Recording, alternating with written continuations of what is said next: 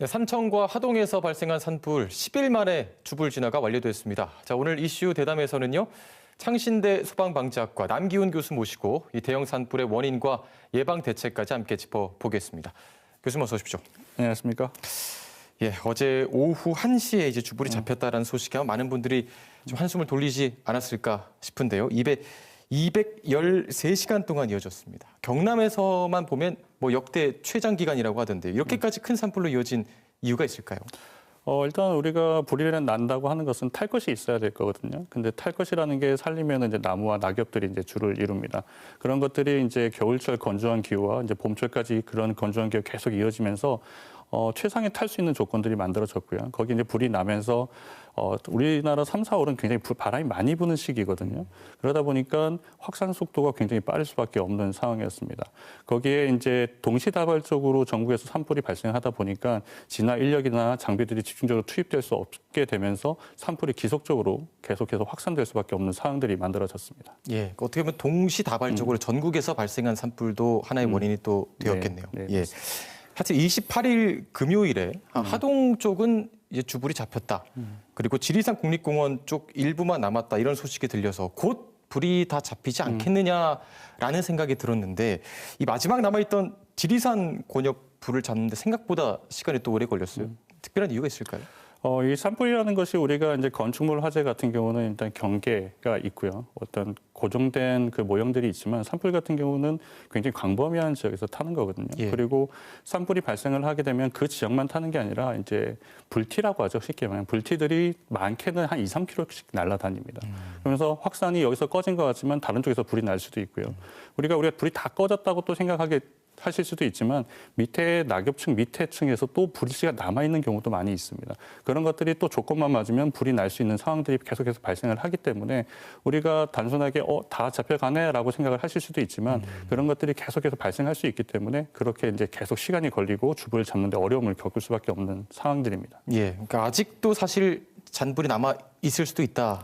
는 거죠. 네, 맞습니다. 예, 그래서 일주일 정도 잔불 정리를 하는데 시간이 걸린다라고 하던데 한편으로는 이런 이야기도 있어요. 소나무가 문제였다. 예, 그래서 이 소나무가 화력수에 비해서 더 뜨겁게 더 오래 타기 때문에 특히나 이제 경남과 경북에서는 침엽수린 비중이 높기 때문에 이게 또 불쏘시개 역할을 했다. 이런 이야기도 나오던데요. 여기에 대해서 어떻게 생각하십니까? 일부 그런 부분들도 분명히 있습니다. 소나무 자체가 갖고 있는 송진이라는 성분이 이제 테레핀유라는 그런 기름 성분입니다. 그러다 보니까 더 많이 타고 더 오래 타는 성질을 갖고 있죠. 근데 이렇게 우리가 이제 소나무 자체가 그런 산불을 확산하는데 하나의 요인이 되는 것들은 맞습니다. 하지만 우리가 종합적으로 볼 때는 단순하게 우리가 소나무가 우리 불쏘시개 역할을 했다 안 했다 그런 내용보다는 오히려 우리가 종합적으로 산불이 왜 확산이 빠르고 그리고 왜 장비와 인력들이 부족해지고 이런 것들이 왜 자꾸 발생하는지에 대한 부분을 근본적인 원인부터 한번 찾아보는 게 더 중요할 것 같습니다. 말씀 나온 김에 그 장비가 열악하고 인력이 부족하다라는 이야기가 실제로 진화대원들 사이에서도 나왔어요. 여기에 대해서 어떻게 생각하세요? 인력 같은 경우는 대부분 지금은 뭐 특수 진화대, 항공 진화대가 이제 창설이 돼서 이제 전문 인력들도 나름 키워지고 있긴 하지만 굉장히 열악하다는 것이 뭐냐면 뭐 장비만 보더라도 현재 이제 그 산불 진화복이죠. 진화복 같은 경우도 소방관들이 입고 있는 방화복보다도 훨씬 더 성능이 떨어지는 상황들이고요. 그리고 우리 산불이라는 거는 현장이 굉장히 중요합니다. 현장이 굉장히 중요하고 시시각각 그 기상 상황이나 산불 상황들을 빨리 파악해서 진화를 어떻게 해야 되는지 현장 상황이 파악이 필요한데 그런 경험을 할 수 있는 인력들이 굉장히 부족한 상황이에요. 그러니까 전문 인력들이 부족한 상황들이죠.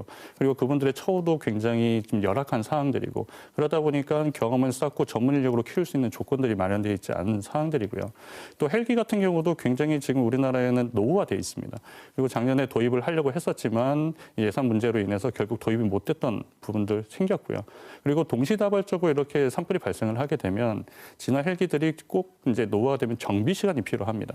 그러면 그 시간에 또 못 뜨는 상황들이 발생을 하거든요. 그래서 이런 것들을 좀 종합적으로 고려를 해서 우리가 장비 도입이라든가 전문 인력을 투입하기 위해서 또 육성하기 위한 정책들이 좀 같이 마련이 돼야 됩니다. 예, 뭐 하나하나 바꿔나가는 것도 필요하겠지만 보다 더 근본적인 대책을 마련해야 된다는 이야기도 나오던데요. 예, 어떤 대응책이 필요하다 보시는지요? 일단 우리나라 같은 경우도 마찬가지지만 전 세계적으로 봤을 때 산불이라는 것이 것이 발생을 안 할 수는 없는 조건들입니다.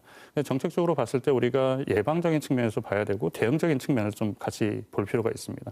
예방적인 측면에서 보면은 나지 않게 해야 된다는 거거든요. 근데 주로 산불이 발생하는 것들은 이제 산림 인근에서 입산자 실화 아니면 노반동 태우기라든지 이런 것들에 의해서 발생을 하거든요.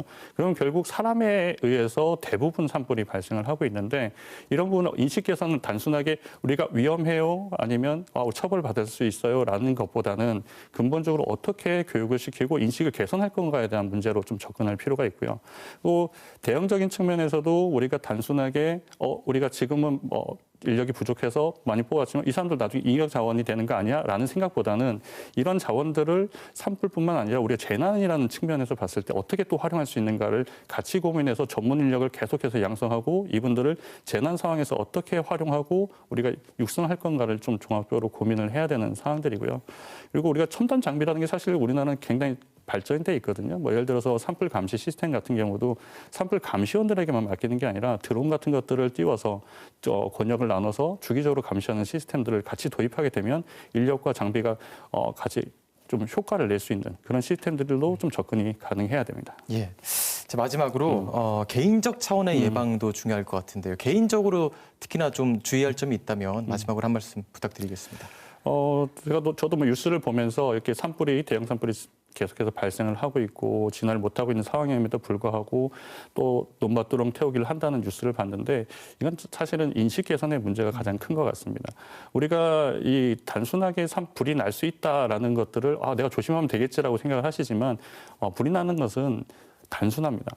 굉장히 작은 사소한 실수에서 불이 나는 거거든요. 그래서 좀 인식 개선을 통해서 내가 작은 불씨라도 불이 날 수 있다. 그리고 주변에서 그런 것들을 보면 그렇게 하면 안 돼요라든지 주변에서 서로 챙기고 주변 내 가족뿐만 아니라 이웃을 같이 안전을 확보할 수 있도록 그런 인식 개선들이 좀 반드시 이루어져야 될 것 같습니다. 네, 알겠습니다. 오늘 말씀 여기까지 듣겠습니다. 고맙습니다. 네, 감사합니다.